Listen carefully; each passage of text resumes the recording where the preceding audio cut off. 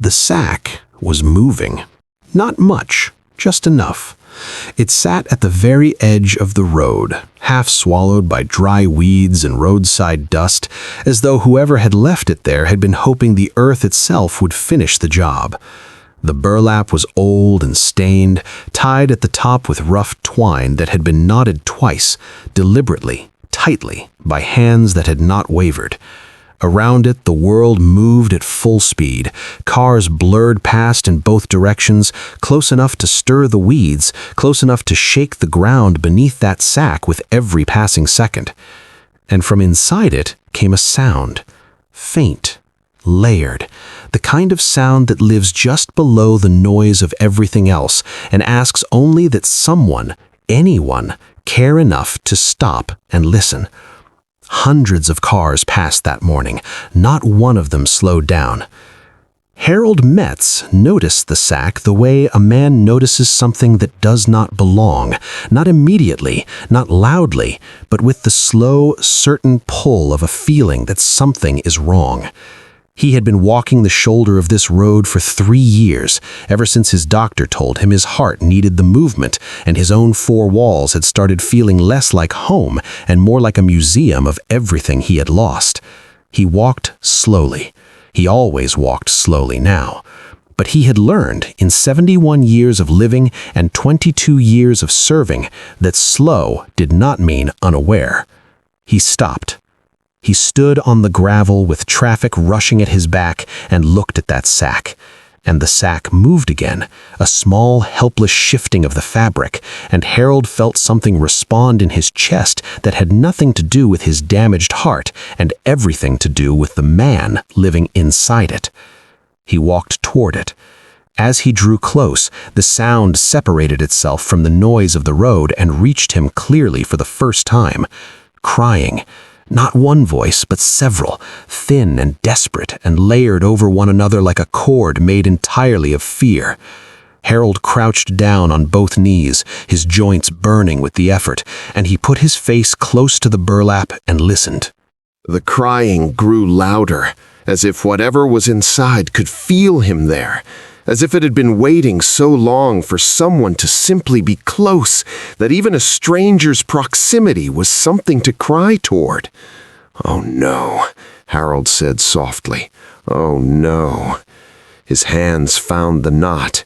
It was tight, worked by someone who had intended permanence, and Harold's thick, weathered fingers struggled with it in the heat. The sack trembled beneath his palms the entire time. The crying shifted, grew more urgent, then pulled back into something that sounded heartbreakingly like resignation, like a creature that had cried so long it was beginning to forget why. "I'm here," Harold said, still working the knot. "I hear you. I'm right here." The twine gave way. Harold pulled the burlap open with both hands, and the world he found inside that sack stopped his breath completely.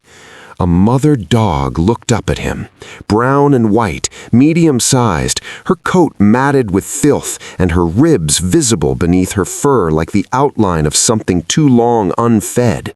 Her eyes were blown wide with a terror so complete it had gone beyond panic into something quieter and more devastating, the look of a creature that has given up expecting rescue but has not yet been able to stop hoping for it.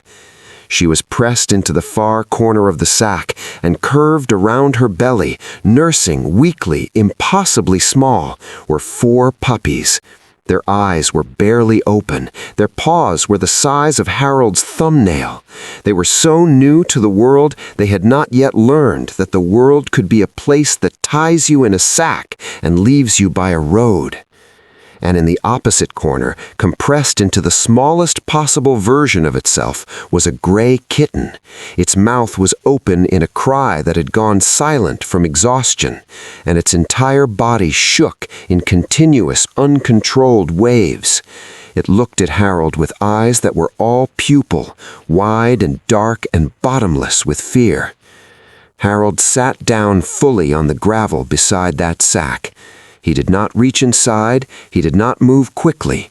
He simply sat, lowered himself to their level, and let them see his face, this old, tired, sun-worn face. And he spoke to them the way he had once spoken to frightened young soldiers in the dark. "It's okay," he said quietly. "I know you're scared. I know you've been in there a long time, but it's over now. You hear me? It's over. I've got you." The mother dog's ears, pinned flat against her skull, moved, just slightly, the finest, most cautious softening. Harold reached into his jacket pocket and unscrewed the cap from his water bottle and poured a slow stream into his cupped palm and held it out to her, his hand perfectly still, his eyes steady on hers. She stared at his hand, stared at his face, read something there that her fear had been arguing against, and then, in a movement so slow and careful it felt like watching something sacred, she stretched her neck forward and drank from his palm. Harold did not move, did not speak. He just let her drink, and when the water was gone, she lifted her eyes to his face again, and this time, something in them had changed. The wall was not down, but there was a door in it now, a door that had not been there a moment before. The very tip of her tail moved once. Harold felt his eyes sting. He pressed his lips together and looked up at the open sky for just a moment, blinking. Then he looked back at her. Good girl. Good, brave girl. He made 3 trips back to his house that morning. His knees made every one of them a negotiation. He carried the mother dog and her puppies first, wrapped in his jacket against his chest, talking to them softly the entire way. He went back for the kitten, who fit in his short pocket and pressed its trembling warmth against his ribs like a small, frightened heartbeat.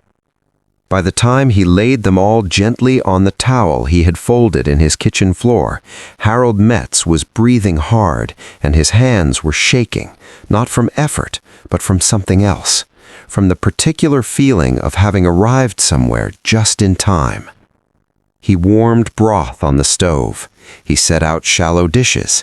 He sat on the kitchen floor, not a chair, the floor, and he watched the mother dog eat, pausing between every few bites to nose each of her puppies in turn, counting them, reassuring herself they were still there, still breathing, still hers. The kitten ate alone but steadily, its small head bent low over the dish with a concentration that spoke of a hunger older than that single morning. When they had eaten and the puppies were nursing again, and the kitten had curled into a tight circle at the edge of the towel, Harold sat in the quiet of his kitchen and stared at the wall. He thought about Eleanor, about how she had always said that a house knew when it was needed, that walls could feel purpose or the absence of it. He had thought she was being poetic. He had been wrong about that, as he had been wrong about a number of things she had tried to tell him.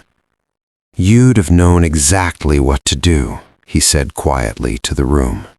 Grace, he did not know when he had decided on the name, only that it arrived and settled and refused to leave, lifted her head from the towel and looked at him. Harold looked back at her.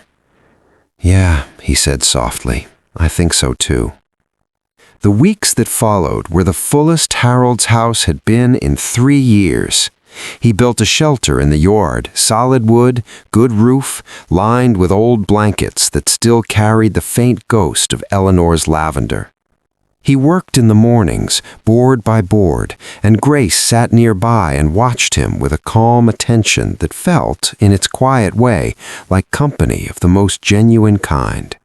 The puppies grew louder and rounder by the day. The kitten, still unnamed, preferring the dignity of mystery, claimed the fence rail as sovereign territory and observed the yard's proceedings with philosophical detachment. Harold's 3 birds sang from their cage under the sycamore, and somehow within 2 weeks every creature in that yard had arrived at a peace that asked nothing of Harold except that he remain. He took Grace on his morning walks. She matched his pace without being asked, slow and steady, her shoulder occasionally brushing his leg as if to remind him she was there. His doctor had noticed an improvement in his blood pressure at his last visit. Harold had not mentioned Grace. He was fairly certain his doctor wouldn't have listed it as a recognized treatment, but Harold knew what he knew. He was sleeping through the night again. He was waking up with somewhere to be. 3 weeks after the morning on the road, a woman knocked on his door on a Sunday afternoon. She was thin and moved with the careful stiffness of someone whose body had been through something recent and serious. Her hands were folded in front of her. Her eyes were the eyes of a person who had been alone with a difficult truth for long enough that carrying it had become its own kind of exhaustion. She told him her name was Deborah. Then she told him everything else. She had tied the sack. She had knotted the twine. She had driven away. She told him this in a flat, quiet voice that held itself together through visible effort, and Harold listened to every word without moving, without expression, the way he had learned to listen when listening was the most important thing he could offer. When she finished, the silence between them held for a long moment. "After the accident," she said, her voice breaking slightly on the word and recovering, "I had a lot of time to think. Too much time. And I kept coming back to that morning. I kept seeing that sack." She paused. "I couldn't stop seeing it." Harold studied her face. He had seen remorse before. Real remorse, the kind that doesn't ask for anything in return because it knows it has no right to. He saw it now. He stepped back from the door. "Come around back," he said. The yard was gold in the afternoon light. Grace lay stretched in a warm patch of sun, 4 puppies sleeping against her side in a loose, breathing pile. The kitten moved along the fence rail with aristocratic calm. The birds sang above everything, indifferent and bright. When Deborah finally spoke, her voice had gone very small. "Could I take them back?" she asked. "I would do it right. I would take care of them. I swear I would." Harold looked at Grace. Grace did not look up. The puppies slept on. The kitten did not move from the rail. "They're home, Deborah," Harold said gently. She pressed both hands over her mouth. Her shoulders rose and fell in one long, shaking breath. She nodded, once, twice, the nod of a person receiving something they know is fair, even though it costs them. "I'm sorry," she said, to Harold, to the yard, to all of it. "I am so sorry." Harold nodded. "I believe you," he said, and he meant it. "Come back and visit," he added after a moment. "Anytime you want. The gate'll be open." She looked at him. Something in her face shifted, not relief exactly, but the very beginning of it. She left quietly, and Harold stood at the gate and watched her go, and then he turned back to his yard and everything living in it. That evening he sat on his porch as the sun went low and copper, and the air cooled, and the yard settled into its end-of-day stillness. Grace lay beside his chair, her warmth pressed against his ankle. He reached down and rested his hand on her head, and she leaned into it, completely, without hesitation, without reservation, the way a creature leans when it has made its final decision about a person, and the decision is trust. Harold sat with his hand on her head, and the yard around him full of breathing and bird song, and the small, unhurried sounds of a life that had come back to him from the side of a road. He thought about Eleanor. He thought about the young man he had been when he first put on a uniform and believed that courage was something that happened in large and dramatic moments. He knew better now. Courage was stopping. When everyone else kept moving, courage was the decision to stop. And Love was warming a dish of broth on a Tuesday morning for 4 puppies and a kitten and a mother dog who had never been given a single reason to trust a human being, and sitting on the kitchen floor beside them while they ate so they would not have to eat alone. He closed his eyes. The yard held him in its quiet, and for the first time in 3 years, the quiet felt like exactly enough. What this story carries beyond its emotion is a set of truths worth holding on to. It teaches us that compassion is not a feeling, but a choice, made in an ordinary moment, on an ordinary road, when every social signal says, "Keep moving."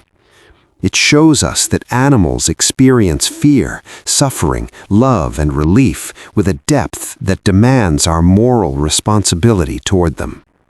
It demonstrates the profound healing power of purpose, how an aging, grieving veteran found his way back to sleeping through the night and waking with somewhere to be, not through medicine or therapy alone, but through being needed by something small and vulnerable. It presents accountability without excuse through Deborah's arc, showing especially younger audiences that genuine remorse is not about defending yourself, but about facing what you did and standing in the discomfort of it. It illustrates that forgiveness does not always mean restoration. Sometimes it means leaving the gate open and letting a person begin again slowly. And at its deepest, it reminds us that a home is not built from walls and furniture, but from the living things inside it who have chosen to stay. If this story moved you, if it made you stop even for a moment the way Harold stopped, please subscribe to Silent Paws and Brave Hearts and ring the bell so you never miss a story like this one. Share it with someone who needs reminding today that one person still makes all the difference. Leave a comment below and tell us, have you ever stopped when everyone else kept going? These stories exist because of you, and they continue because you choose to carry them forward. Thank you for being here. Thank you for being the kind of person who stays until the end.